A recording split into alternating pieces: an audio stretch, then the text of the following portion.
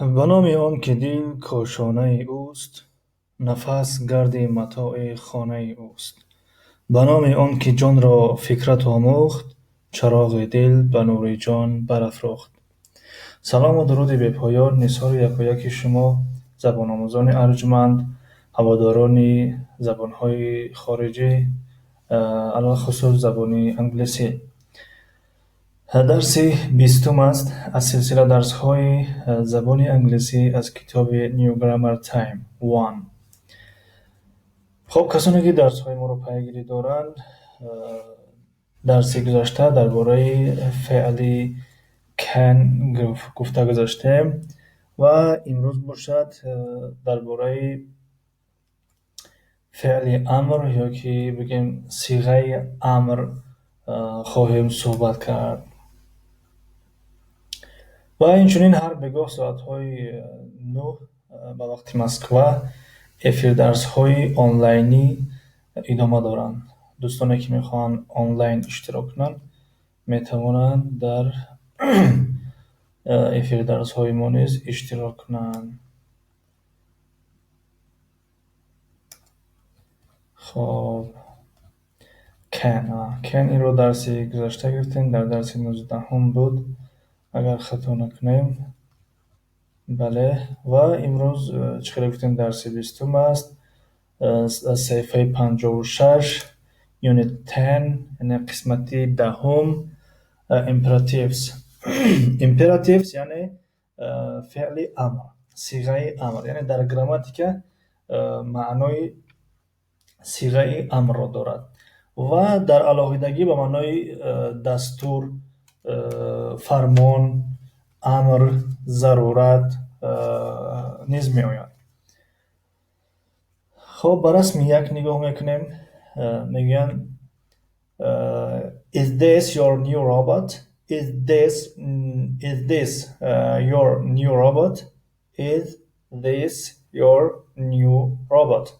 میگد دف میپرسد از برین، میگد این ربات نوی تو است. ربات در زبان تاجیکی ربات ترجمه شده است و آدمواره ترجمه شده است و اینچنین آدمک نیز ترجمه شده است.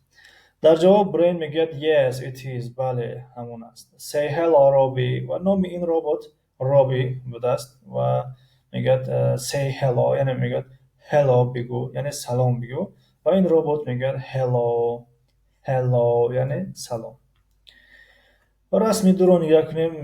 توتی میگد say goodbye رابی، say goodbye رابی، say goodbye رابی یعنی رابی goodbye بگو. goodbye یعنی خیر خوش کردن، خداحافظی کردن، یعنی خداحافظ، خیر، خدا نگهدار.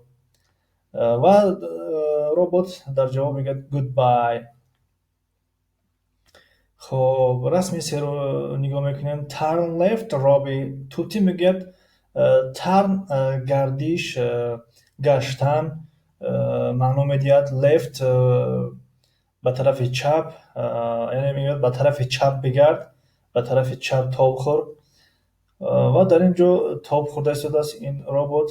و در رسم 4 نیوکنه میگه go to the door، به سوی در برو. باز میگه no stop، نه بیست، don't go to the door، نرو به سوی در، come here اینجا بیا. come here یعنی اینجا بیا.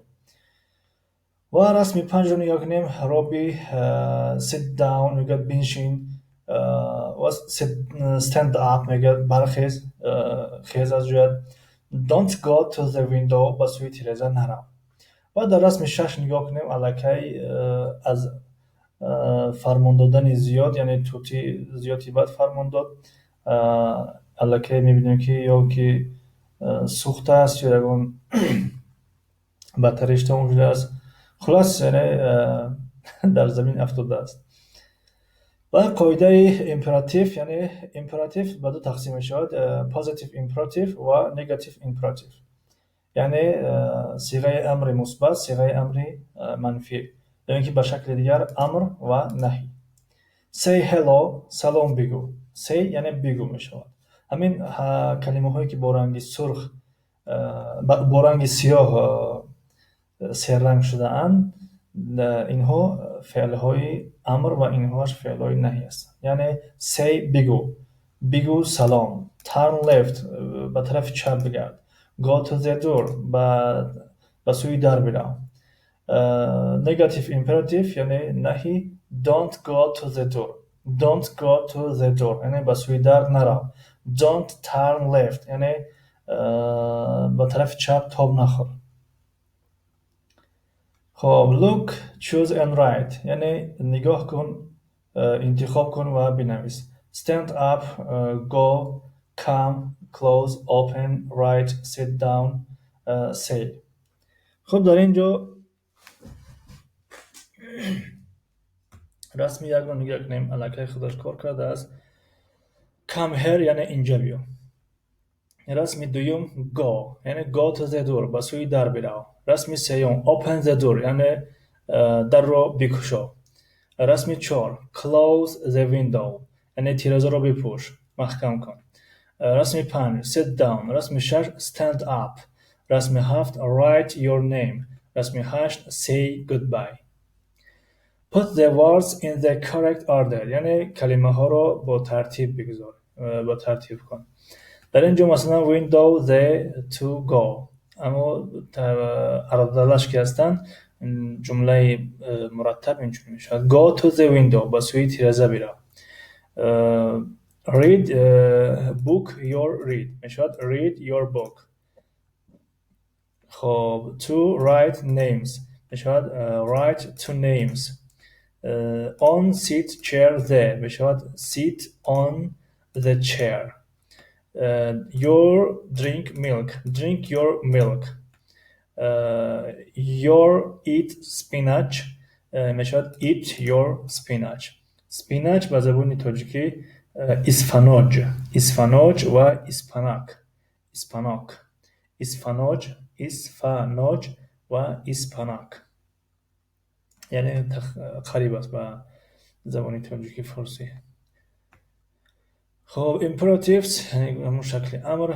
choose and write انتخاب کن و بنویس. go open don't sit don't turn don't eat say.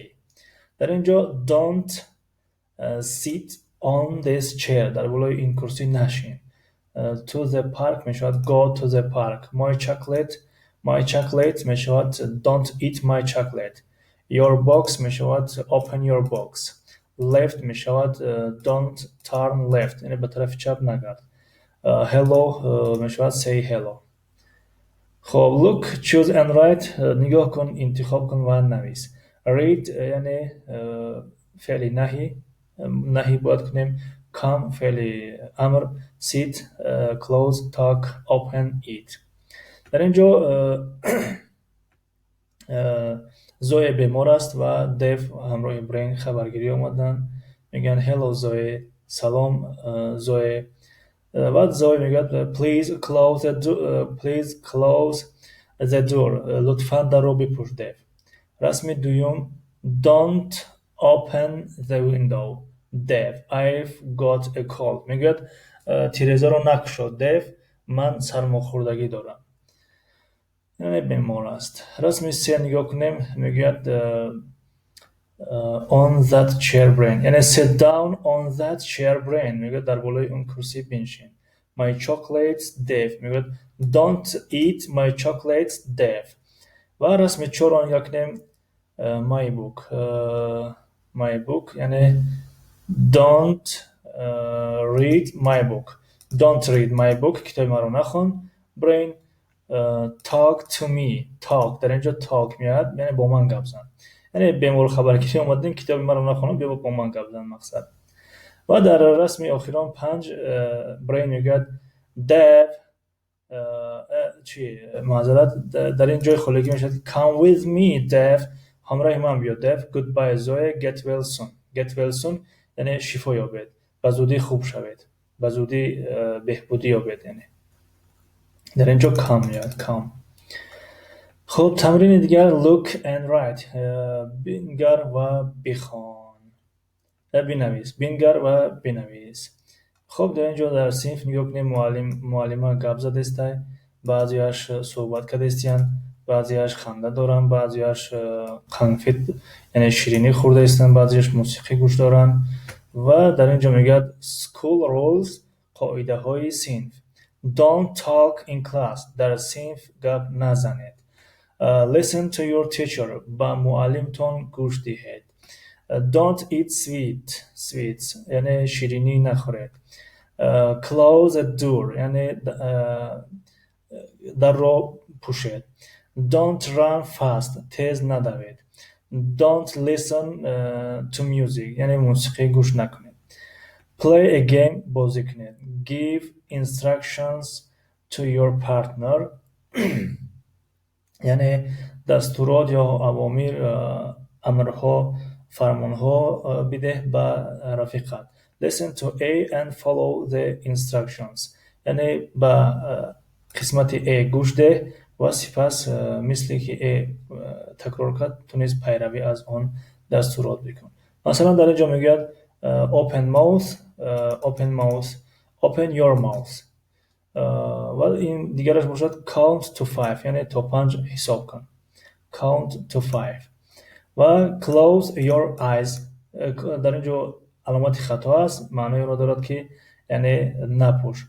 don't close your eyes چشمانت را نپوش. don't sit down ننشین. write your name نامت را نویس. take off don't take off shoes یعنی پای افضلهایت را نبرار. say goodbye یعنی خیر خوش کن. touch nose بینیت رو بقبل است که باید اجازه میشه که don't touch nose یعنی بینیت رو نقاب. stand up یعنی don't stand up نخیز. don't say hello یعنی سلام نگو. خب now swap roles یعنی تغییری نقش. خب در اینجا present simple آغاز می‌یابد. در همینجا درس امروزه را به انجام می‌رسانیم و present simple درسی 21 می شود و اینچنین امروز افیر درسی نوبتی امروزه نیز از همین موضوع است که بعد از 5 دقیقه آغاز می یابد. الان ساعت 8:55 و ساعت 9 افیرهای ما آغاز می یابند 9 به وقت مسکو. خب این بود درسی 20 از سلسله درس‌های زبان انگلیسی از کتاب نیو گرامر تایم 1 تا درس‌های نوبتی. خدا حافظ.